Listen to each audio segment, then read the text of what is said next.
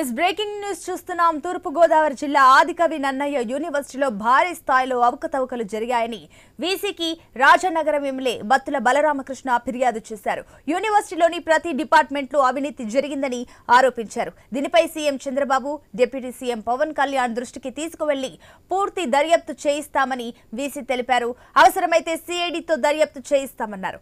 University అవినీతిలో మాజీ MLA కుటుంబ సభ్యుల పాత్ర కూడా ఉందని ఎమ్మెల్యే బత్తుల ఆరోపించారు. నగర నియోజకవర్గంలో రాష్ట్రంలోనే అత్యధికంగా 432 కళాశాలలు అనుబంధ కళాశాలలు ఉన్నటువంటి ఏకైక యూనివర్సిటీ నన్నయ్య యూనివర్సిటీ. ఈ ప్రాంతం అంతా కూడా విద్యాపరంగా బాగా అభివృద్ధి చెందుద్ది. ఇక్కడ విద్యార్థులందరికీ మంచి విద్యాబోధంతో పాటు వాళ్ళకు ఒక మంచి భవిష్యత్తు అనేది ఏర్పడద్దని చెప్పేసి ప్రభుత్వం అప్పట్లో బాగా ఆలోచించి ఇక్కడ నన్నయ్య యూనివర్సిటీని తీసుకొచ్చింది. నన్నయ్య అనే దానికి ఎంత ప్రాముఖ్యం ఉందో మనందరికీ తెలుసు. వారి పేరు మీద ఒక యూనివర్సిటీ పెడితే వేలాది మంది జీవితాలతో మంచి భవిష్యత్తు ఏర్పడడానికి అనుకూలంగా ఉంటుంది, అన్ని విధాలుగా బాగుంటుందని చెప్పేసి ఇక్కడ ఏర్పాటు చేస్తే ఈ కాలేజీ అంతా ఈ యూనివర్సిటీ పూర్తి స్థాయిగా తూర్పు గోదావరి జిల్లా ఆదికవి నన్నయ్య యూనివర్సిటీలో భారీ స్థాయిలో అవకతవకలు జరిగాయని వీసీకి రాజనగరం ఎమ్మెల్యే బత్తుల బలరామకృష్ణ ఫిర్యాదు చేశారు. దీనికి సంబంధించి మరిన్ని డీటెయిల్స్ మా ప్రతినిధి గణేష్ అందిస్తారు. గణేష్, ఇక ఏదైతే వీసీకి అటు బత్తుల బలరామకృష్ణ ఫిర్యాదు చేసినట్లు తెలుస్తుంది, ఆయన ఫిర్యాదులో ఎలాంటి అంశాలు పొందుపరిచారు? అంటే ఆంధ్రప్రదేశ్ లో ప్రభుత్వం మారడంతో రాష్ట్ర వ్యాప్తంగా ఆయా యూనివర్సిటీలో ఉన్నటువంటి వైస్ ఛాన్సలర్లు రాజీనామాల పర్వం ఇప్పటి వరకు కొనసాగినటువంటి అంశం మనం చూసాం. తాజాగా ఆదికవి నన్నయ్య యూనివర్సిటీ తూర్పుగోదావరి జిల్లాలో ఉంటుంది. రాజమండ్రి శివారు ప్రాంతంలో ఉన్నటువంటి ఆదికవి నన్నయ్య యూనివర్సిటీలో గత కొంతకాలం నుంచి వీసీగా పద్మరాజు పనిచేస్తూ ఉన్నారు.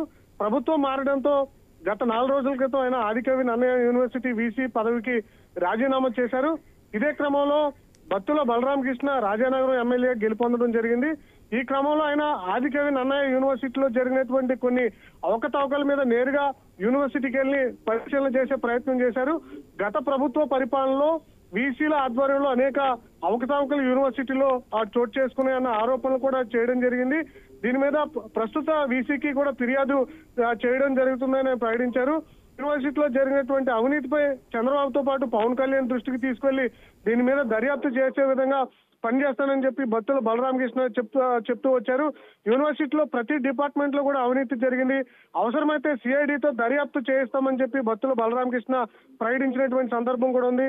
గత ప్రభుత్వంలో మాజీ ఎమ్మెల్యే జక్కంపూడి రాజా కుటుంబ సభ్యులు ఎక్కువగా ఈ యూనివర్సిటీ అవినీతిలో భాగస్థులు అయ్యారనేది ఇటు బత్తుల బలరామకృష్ణ ఆరోపణలు చేస్తున్నారు.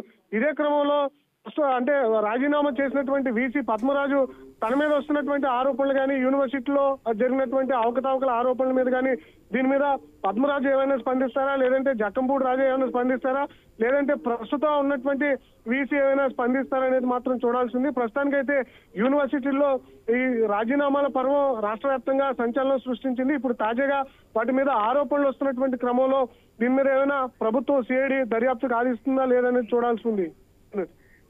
Right Ganesh, thank you.